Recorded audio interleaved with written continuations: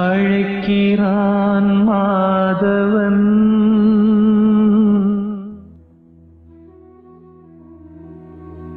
எல்லோருக்கும் வணக்கம்.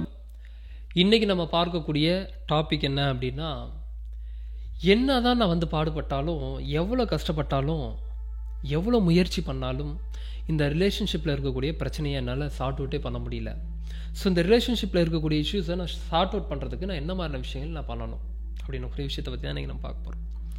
So first உங்களுக்கு நான் சொல்ல வேண்டிய ஒரு விஷயம் என்ன அப்படின்னா, பொதுவாக அந்த ரிலேஷன்ஷிப் அப்படின்னு சொல்லி உள்ளே போகும்போது, இந்த கல்யாண வாழ்க்கைக்குள்ளே போகும்போது ரொம்ப அடிப்படையாக நம்ம என்ன எதிர்பார்ப்போம் அப்படின்னா, ரொம்ப சந்தோஷமாக வாழணுங்க, சண்டை இல்லாமல் அந்யூன்யமாக நிறைவாக வாழணும் அப்படின்னு சொல்லி நினைப்போம். பட் அது சாத்தியமா அப்படின்னா, இது வரைக்கும் யாரும் சண்டையே இல்லாமலாம் யாரும் வாழ்ந்ததே கிடையாது. பிரச்சனை என்னென்னா, அங்கே சண்டையே வரக்கூடாதுன்னு நீங்கள் நினைக்கிறீங்க, அங்கே சண்டையே வராமல் இருக்கிறதுக்கு வாய்ப்பே கிடையாது. ஏன்னு சொல்கிறேன் கேளுங்க. இப்போது நீங்கள் ஒரு நபராக இருக்கிறீங்க அப்படின்னா, உங்களோட வாழ்க்கையை நீங்கள் எப்படி வேணால் வாழலாம். இப்போது நீங்கள் என்ன பண்ணணும்னு நினைக்கிறீங்களோ தாராளமாக பண்ணலாம். இல்லை இன்னொரு விஷயம் எனக்கு இதுதான் பிடிச்சிருக்கு அப்படின்னா நீங்கள் அதை போட்டுக்கலாம், இல்லை நீங்கள் அதை சாப்பிடலாம். எனிதிங் உங்களுக்கு எப்படிலாம் இருக்கணும்னு தோணுதோ அப்படிலாம் நீங்கள் இருக்கலாம். எப்போ அப்படின்னா, நீங்கள் தனிநபராக இருக்கும் வரை. இப்போ இன்னொருத்தவங்க கூட வராங்க அப்படின்னா அவங்களுக்காக நீங்கள் சில விஷயங்களை மாற்றிக்கொள்ள வேண்டிய அவசியம் இருக்குது. அப்போது இப்போ பாருங்கள், நீங்கள் ஒரு மாதிரியான ஒரு பர்சனை, நீங்கள் ஒரு மாதிரியான கேரக்டரில் இது வரைக்கும் வாழ்ந்து வந்திருக்கீங்க, இதுக்கு மாதிரியான கலாச்சாரங்களில் இருந்து வந்திருக்கிறீங்க. உங்களோட குடும்ப சூழல் வேறு, இப்போ இவங்களோட குடும்ப சூழல் வேறு. இப்போ நீங்கள் நல்லா புரிஞ்சுக்கணும். இப்போ ஒரு பைலட் இருக்காங்கன்னு வச்சுப்போம். இப்போ ரெண்டு பைலட்டுமே அந்த இடத்துல இவங்க ஒரு மாதிரி திசையில் இயக்குறதும் இவங்க ஒரு மாதிரி திசையில் இயக்குனா ஃப்ளைட் கரெக்டாக போகுமா? இப்போ நீங்கள் கார், எல்போர்டு கார் நீங்கள் ஓட்டுறீங்க, பக்கத்துலேயே வந்து ஒரு டிரைவர் வந்து உட்காருவாங்க, உங்களுக்கு டீச் பண்ணக்கூடியவங்க உட்காருவாங்க. உட்காந்து நீங்கள் இப்படி தான் ஓட்டணும் அப்படின்னு சொல்லி சொல்லுவாங்க. அவங்களுக்கும் காலில் வந்து பார்த்தீங்கன்னா ஆக்சிலேட்டர் இருக்கும், பிரேக் இருக்கும். அப்போது அவங்களும் ஒரே டைமில் பிரேக் அழுத்தி, நீங்கள் ஒரே டைமில் ஆக்சிலேட்டர் அழுத்தினீங்க அப்படின்னா, இவர் பிரேக்கு இவர் ஆக்சிலேட்டர் அழுத்தினா எப்படி வண்டி போகும்? அப்போ ரெண்டு பேரும் இங்கே சேரும்போது, இப்போ தனிப்பட்ட முறையில் உங்ககிட்ட டோட்டலில் பொறுப்பு இருக்குது அப்படின்னா தாராளமாக நீங்கள் எப்படி வேணால் நடத்தலாம், அந்த கார் எப்படி வேணால் ஓட்டலாம். ஆனால் இப்போ இவர்கிட்ட பிரேக் இருக்குது, அவர் பிரேக் அழுத்துறாரு. இப்போ உங்ககிட்ட பிரேக் இருக்குது, ஆக்சிலேட்டர் இருக்குது, நீங்கள் ஆக்சிலேட்டர் அழுத்துறீங்க அப்படின்னா இப்போ இந்த இடத்துல ஒரு பிரச்சனை இருக்க தான் செய்யும். அப்போ என்னென்னா, இங்கே ஒரு மாதிரியான கருத்து, இங்கே ஒரு மாதிரியான கருத்து அப்படின்னும் போது இங்கே எனக்கு ஒரு பிரச்சனை தெரியுது. அப்போது இங்கே இரண்டாக இருப்பது பிரச்சனையானா, இரண்டாக இருப்பது பிரச்சனை இல்லை. இப்போ நான் அதை பேசி இந்த மாதிரி தான் நான் சார்ட் அவுட் பண்ண போகிறேன், ஸோ இந்த மாதிரி தான் நான் ஓட்ட போகிறேன்னு சொல்லி நீங்கள் ஒரு பைலட் கிட்ட சொன்னாலோ, இல்லை கூட வரக்கூடிய டிரைவர்கிட்ட நீங்கள் சொன்னாலோ, அவங்க அந்த நேரத்தில் அதை புஷ் பண்ணாமல் இருந்தாங்கனாலே நீங்கள் அழகாக உங்களோட வண்டியை நீங்கள் இயக்கலாம். அதே மாதிரி ரிலேஷன்ஷிப்பில் சண்டை வரக்கூடாதுன்னா நம்ம சொல்லவே முடியாது. முரண்பாடான கருத்துக்கள் இருக்கும். நீங்கள் எதுக்கெல்லாம் நீங்கள் வந்து இங்கே பிரச்சனை ஃபேஸ் பண்ணிட்டீங்களோ எல்லாமே இருக்கும். அப்போ அந்த இடத்துல எப்படி நான் அதை ஓட்ட போகிறேன், எப்படி நான் அதை ஹேண்டில் பண்ண போகிறேன், அவ்வளோதான். இதை ஹேண்டில் பண்ணக்கூடிய ஒரு விஷயம் தானே தவிர இது வரவே கூடாதுன்னா அப்படிலாம் இருக்கிற வாய்ப்பே இல்லை. இப்போ வந்து சில பேருக்கு வந்து ஒரு வாரத்துக்கு 2 முறை சண்டை வரலாம், இல்லை வந்து பார்த்திங்கன்னா மாதத்திற்கு 2 முறை சண்டை வரலாம், இல்லை மாதத்துக்கு ஒரு 10 முறை சண்டை வரலாம், 5 முறை சண்டை வரலாம். இப்போது இது என்னென்னா, ரொம்ப டாக்ஸிக்காக போனால் தான் பிரச்சனை. ஏன் அப்படி சொல்கிறேன்னா, இப்போ இங்கே 2 விஷயம் இருக்குது. ஒன்று, சண்டைக்கு அப்புறம் ரொம்ப அந்யூன்யம் ஏற்படுறது இருக்குது. சண்டைக்கு அப்புறம் வந்து என்னடா இது எப்பயுமே சண்டையாக இருக்குது, இதுக்கப்புறம் இவர் கூட வாழ்ந்தேன்னா வாழலன்னு, இவர் கூட வாழ்ந்தேன்னா வாழலைன்னு என்ன அப்படின்னு சொல்லக்கூடிய ஒரு மனநிலை உண்டாகும். அப்போது எதுவுமே வந்து அங்கே மீட்ரு தான். இப்போது இந்த இடத்துல சண்டை வந்து நீங்கள் திரும்ப சேரும்போது ஒரு அந்யூன்யமும் ஒன்று ஏற்படும், ஒரு வேறு மாதிரியான ஒரு ஃபீல் இருக்கும். ஏன்னா ஒரு விஷயத்தை கொடுத்துக்கிட்டே இருந்து அதை எடுத்துகிட்டு திரும்ப கொடுத்தா நம்மளுக்கு எப்படி சம்மடா அப்படின்ற ஒரு ஃபீல் வருதோ, அதே தான் இந்த ரிலேஷன்ஷிப்லேயும் ஒரு சண்டை வந்து திரும்பவும் அவங்க சேரும்போது அது அழகு, அது அங்கே ஒரு சந்தோஷத்தை கொடுக்கும். அப்போ சண்டையே வரலைன்னா எப்படி இருக்கும்? அப்படியே நீங்கள் என்ன தான் சுகமாக நீங்கள் அனுபவிச்சிருந்தாலும், என்ன தான் நீங்கள் சந்தோஷத்தை அனுபவிச்சிருந்தீங்கனாலும், எந்த ஒரு பிரச்சனையும் இல்லை, சூப்பராக பார்த்துக்கிறாரு, வேறு லெவலில் இருக்குது, எல்லாமே நான் நல்லா பார்த்துக்கிறாரு, எந்த குறையுமே இல்லை அப்படின்னாலுமே பல பேர் வந்து டிவோர்ஸ்க்கு அப்ளை பண்ணுறாங்க. காரணம் என்ன தெரியுமா? ஒரே மாதிரியே ட்ராவல் பண்ணிகிட்டே இருக்கிறது. அவங்களுக்கு எல்லாமே கிடச்சிரும், இருந்தாலுமே பிரச்சனை இருக்கும். என்ன காரணம்னு சொல்லி கேட்டிங்கன்னா, அவங்களுக்கு வந்து அந்த ஒரு ஏற்ற இறக்கம் இல்லை. எப்பயுமே அந்த ஏற்ற இறக்கம் இருந்துச்சுன்னா தான் அங்கே சுவாரஸ்யம் இருக்கும், அந்த அந்யூன்யம் வரும். அப்போ அதனால தான் சில கவுன்சிலிங்கில் கூட என்ன சொல்லுவாங்க அப்படின்னா, பார்ட்னருக்கு எப்பயுமே பிடிச்ச மாதிரியெல்லாம் இருக்கிறதுக்கு முடியாது. அப்போ சண்டை வரும், அந்த இடத்துல சண்டை போடுங்க. ஆனால் அந்த சண்டையை எப்படி போடுறோம், ரொம்ப டாக்ஸிக்காக போட்டுக்கிறோமா, இல்லை வந்து அந்த சண்டையை நான் பேசி முடித்து திரும்ப சமாதானம் ஆகிறேன்னா, இவ்வளோதான். இப்போ இங்கே எல்லாருமே வந்து பை பர்த்டே வந்து இவங்களுக்கு இவங்க வந்து மேட் ஃபார் ஈச் அதர் அப்படின்லாம் யாருமே கிடையாது. அந்த இடத்துல ஒரு பர்சனை புரிஞ்சுக்கும் போது, அந்த ஒரு பர்சன் கூட நான் சேரும்போது நான் இவங்களை நான் எப்படி புரிஞ்சு நடந்துக்க போகிறேன், இவங்களுக்கு எது இதெல்லாம் பிடிக்குது, அப்போ நான் இந்த இடத்துல இவங்களுக்கு இது பிடிக்கலன்னா நான் எப்படி இதை மாற்றி அமைச்சுக்க போகிறேன், அவ்வளோதான். அதே மாதிரி ஆப்போசிட்டில் இருக்கக்கூடிய ஒரு பர்சனுமே அதை நினைக்கணும்.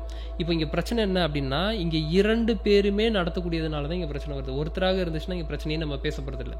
இங்கே 2 பேராக சேரும்போது குடும்பத்தில் எப்பயுமே பிரச்சனை இருந்துகிட்டே இருக்குங்க அப்படின்னு சொல்கிறாங்க. அப்போ அதையும் தாண்டி எந்தெந்த மாதிரியான விஷயங்களில் அவங்களுக்கு பிரச்சனைகள் வரும் அப்படின்னா, லேக் ஆஃப் கம்யூனிகேஷனாக இருக்கட்டும்.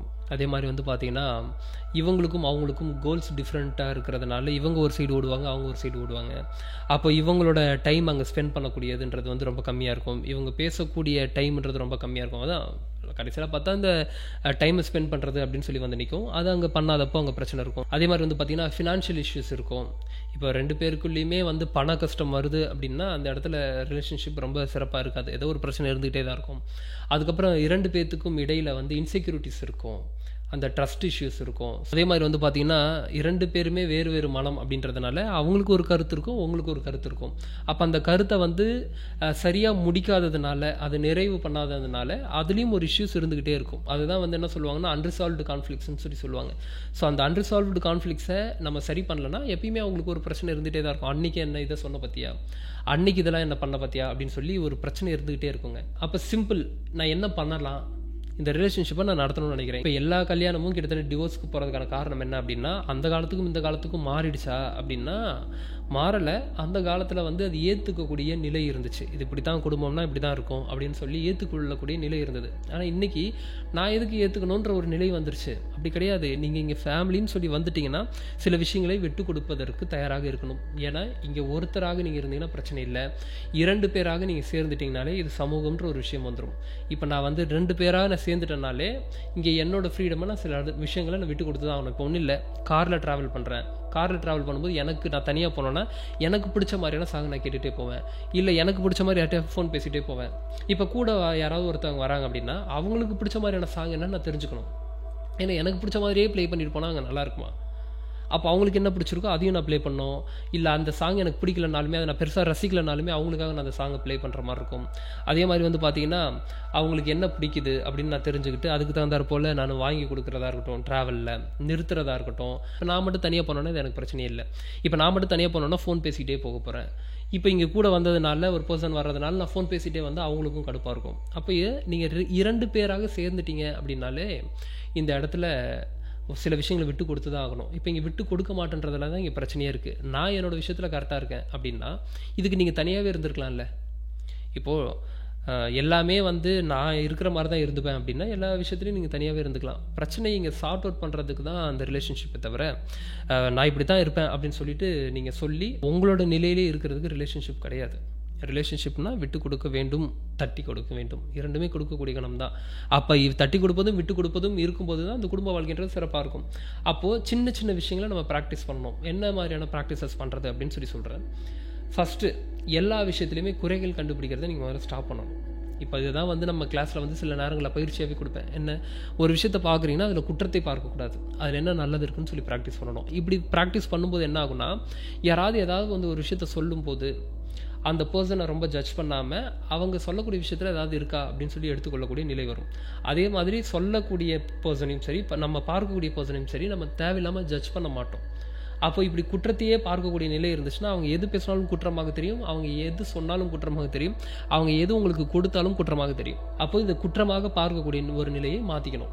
2வது விஷயம் என்ன அப்படின்னு சொல்லி பார்த்தீங்கன்னா, நீங்கள் உங்களோட வேல்யூஸை ஆட் பண்ணணும். ஏன்னா இப்போ நீங்கள் உங்களுக்கான ஒரு விஷயத்தை செய்யும்போது, இப்போ ஒரு எக்ஸாம்பிளுக்கு எனக்கு காலையில் ஜிம் போகிறதுக்கு பிடிக்குது அப்படின்னா ஜிம் போகணும். உங்களோட வேல்யூஸ் என்னவோ அது எல்லாத்தையும் நீங்கள் ஆட் பண்ணிகிட்டே வரணும். ஆட் பண்ண என்ன ஆகும் அப்படின்னா, இன்னொருத்தவங்க ஏதாவது சொல்கிறாங்கன்னா ஃபஸ்ட்டு அதுக்காக உட்காந்து நம்ம அழுதுகிட்டு ரொம்ப கஷ்டப்பட்டுட்டு அப்படிலாம் இல்லாமல் நம்மளுக்குள்ளேயே தெரியும், நமக்குள்ளே ஒரு செல்ஃப் கான்ஃபிடென்ட் பூஸ்ட் ஆகுறது நம்மளால் பார்க்க முடியும். அப்போ உங்களோட வேல்யூஸை ஆட் பண்ணும்போது ஆட்டோமேட்டிக்காக ஆப்போசிட்டில் இருக்கக்கூடிய பர்சன் உங்களை மதிப்பாங்க. அப்போ அந்த ஆப்போசிட்டில் இருக்கக்கூடிய ஒரு பர்சன் மதிக்கும் போது இவரும் கூட இருக்கிறாங்க இல்லையா, இவங்களும் மதிக்கக்கூடிய ஒரு நிலை வரும். இப்போது காலையில் எந்திரிக்கணும் அப்படின்னா காலையில் எந்திரிக்காதனால தான் பிரச்சனை வருதுன்னா அப்போ உங்களோட வேல்யூஸை நீங்கள் ஆட் பண்ணுங்கள். இப்போது இவர் உட்காந்து என்கிட்ட வந்து பேசவே மாட்டாரு அப்படின்னு சொல்லி இருக்குதுன்னா அதுவும் ஒரு வகையான வேல்யூ. மனைவி அப்படி சொல்கிறாங்க, கம்ப்ளைண்ட் பண்ணுறாங்க அப்படின்னா அந்த ஒரு வேல்யூவை நீங்கள் ஆட் பண்ணுறதுக்கு முயற்சி பண்ணுங்கள். கணவராக இருக்கக்கூடிய நீங்கள் அந்த ஒரு விஷயத்தை நீங்கள் ஆட் பண்ணணும். இந்த மாதிரி ஏகப்பட்ட விஷயங்கள் நம்ம சொல்லலாம். அதுக்கு அடிப்படையாக இருக்கக்கூடியது என்ன அப்படின்னா, ஓவராலாக வந்து நிற்கிறது, அவங்கள நீங்கள் டேக் கேர் பண்ணிக்கணும், உங்களை அவங்க டேக் கேர் பண்ணிக்கணும், அவ்வளோதான். நடுவில் பிரச்சனைகள் இல்லாமல் இருக்காது. அந்த பிரச்சனையை எப்படி சார்ட் அவுட் பண்ண போகிறோன்ற ஒரே ஒரு விஷயம் மட்டும்தான். இங்கே பிரச்சனையே இருக்கக்கூடாதுன்னு நினைக்கிறது தான் இங்கே பிரச்சனையே. கல்யாணம் ஆன உடனே எல்லாருமே வந்து சுகமாக இருப்பாங்க, என்னங்க எங்கள் வாழ்க்கையில் பிரச்சனையாகவே இருக்குங்க அப்படின்னு சொல்லி நீங்கள் நினைக்கிறீங்கன்னா, போய் அனலைஸ் பண்ணி பாருங்கள். எல்லார் குடும்பத்துலையும் பிரச்சனை இருக்கும். ஆனால் அந்த பிரச்சனையை அவங்க பேசி சார்ட் அவுட் பண்ணியிருப்பாங்க. ஆனால் நம்ம வந்து இதெல்லாம் நமக்கு தான் வருது போல் அப்படின்னு சொல்லி நம்ம நினைக்கிறதுனால அதை பேசி சார்ட் அவுட் பண்ணுறதுக்கே மனம் இல்லை. இப்போது இதில் என்ன இன்னொரு பிரச்சனை அப்படின்னா, நான் முன்னாடி சொன்ன மாதிரி இது 2 பேரே சம்மந்தப்பட்டது. அப்போ அப்படின்னும் போது 2 பேருமே இங்கே சரியாக இருக்கணும். இப்போ நான் வந்து சரியாக இருக்கிறேன், ஆப்போசிட்டில் இருக்கக்கூடிய பர்சன் சரியாக இல்லை அப்படின்னாலும் இங்கே பிரச்சனை தான். இப்போது அவங்க நல்லா இருக்கிறாங்க, நான் நல்லா இல்லை அப்படின்னா இங்கே பிரச்சனை தான். 2 பேருக்குமே இங்கே மிகப்பெரிய ரோல் இருக்குது. அதை தான் நான் முன்னாடி சொன்ன மாதிரி, இப்போ ஃப்ளைட்டில் போகும்போது அங்கே இருக்கிறவங்க ஒரு மாதிரி ஆப்ரேட் பண்ணிட்டு இங்கே இருக்கிறவங்க ஒரு மாதிரி ஆப்ரேட் பண்ணிட்டு இருந்தாங்கன்னா ஒரு மாதிரி ட்ராவலே முடியாது, வண்டி வேறு மாதிரி தான் செயல்படும். அப்போது இந்த இடத்துல ஒரு பேசிக்கான அண்டர்ஸ்டாண்டிங் வேணும். அந்த பேசிக்கான அண்டர்ஸ்டாண்டிங் இருந்துச்சுன்னா தான் லைஃப்பை ரன் பண்ண முடியும். ஸோ சிம்பிளான ஒரு விஷயம், கொடுக்கக்கூடிய தன்மைக்கு போங்க.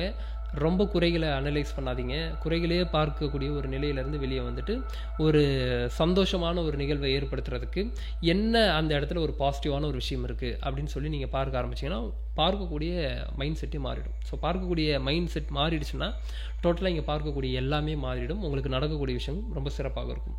ஸோ இந்த ரிலேஷன்ஷிப்பை பற்றி உங்ககிட்ட ஷேர் பண்ணணும்னு சொல்லி விருப்பப்பட்டேன். இதே மாதிரி மீண்டும் இன்னொரு வீடியோ பதிவில் சந்திக்கிறேன். நன்றிகள், வணக்கம்.